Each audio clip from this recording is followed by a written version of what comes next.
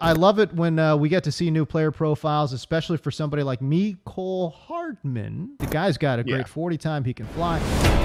Look at the release. There's your separation. Great route. Stutter and go. Gets by clean. That is unbelievable. Maybe the greatest catch I've ever seen.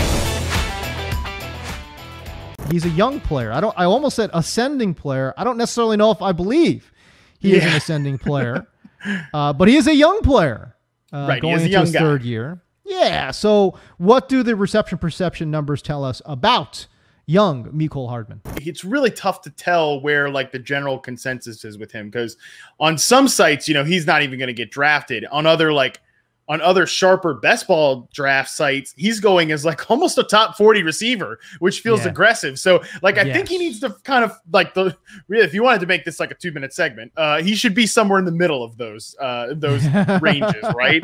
But to really unpack it a little further, I think he's sort of like the folks that are all the way out on him. Like there are people out there, James, that are just like, no, not this again with Mecole Hardman. People are so weird. Like they get their feelings hurt in fantasy by these players. And it's like, they hold these weird grudges. Like no one even knows you exist, bro. Like come back to reality. But the whole thing with Mecole Hardman, like he let people down, I guess, from a fantasy angle last year, but I don't think he's been, quote, that bad so far. In reception perception, you'd see he's like a 50th percentile success rate versus man coverage player. So that's not great, but that's like average. You know, I think he shows some ability, which by the way, he's still kind of new to the wide receiver position as a whole. He wasn't like that experienced as a college player playing at the position. So I think he's still learning some of the routes. He's still learning the position. The one thing I would say about him is he's just got to stop making so many mistakes. Like his drop rate on reception perception, I don't normally bring up drop rate, but it was like 12.5. You hate drops. What are you talking about? No.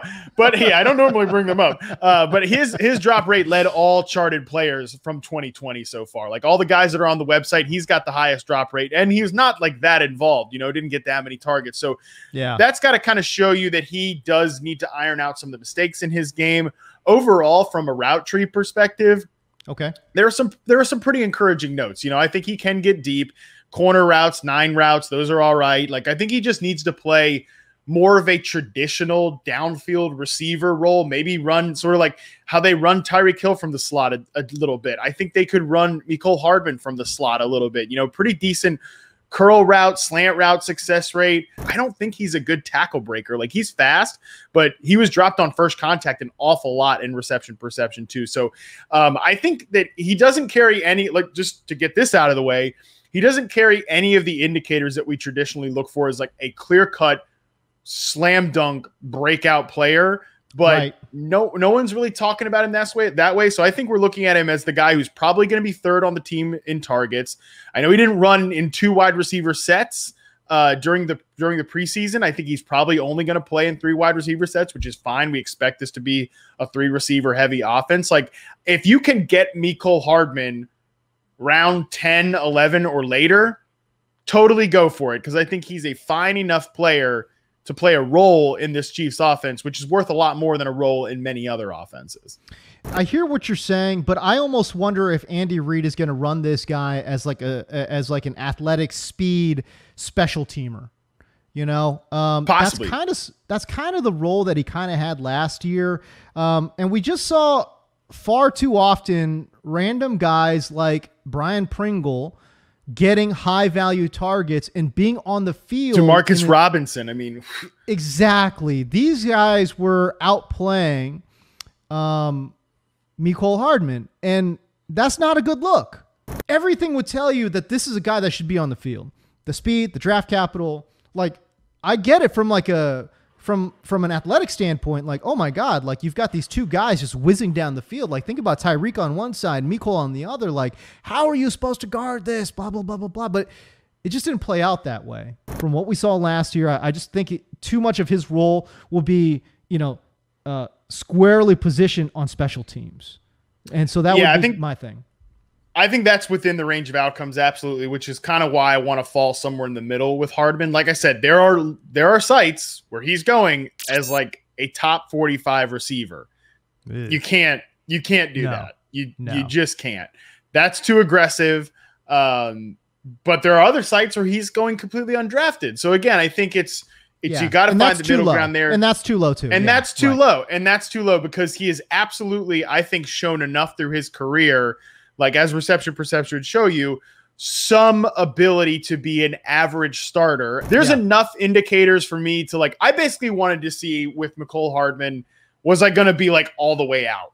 I don't think his RP profile would indicate we need to be all the way out. Like he's only going into his 3rd year. So I'm not going to ding him too much. I think that we need to be open to the idea that Hardman exceeds expectations this year, but I wouldn't be pricing it into his ADP, which I'm worried there are some drafters that are doing that right now. 62 targets, 41 receptions last year, 560 receiving yards, 4 touchdowns in 16 games played. He actually got 8 starts.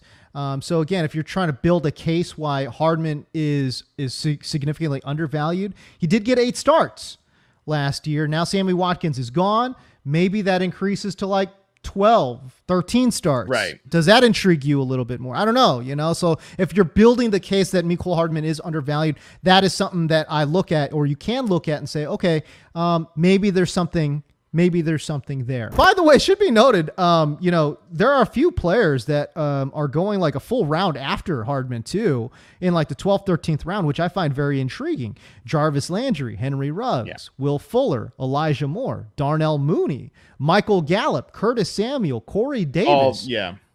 I mean, it's very interesting, it's like, that's why when I look at those names, it's like kind of like why I'm thinking like, I don't think I'm ever going to draft Mecole Hardman.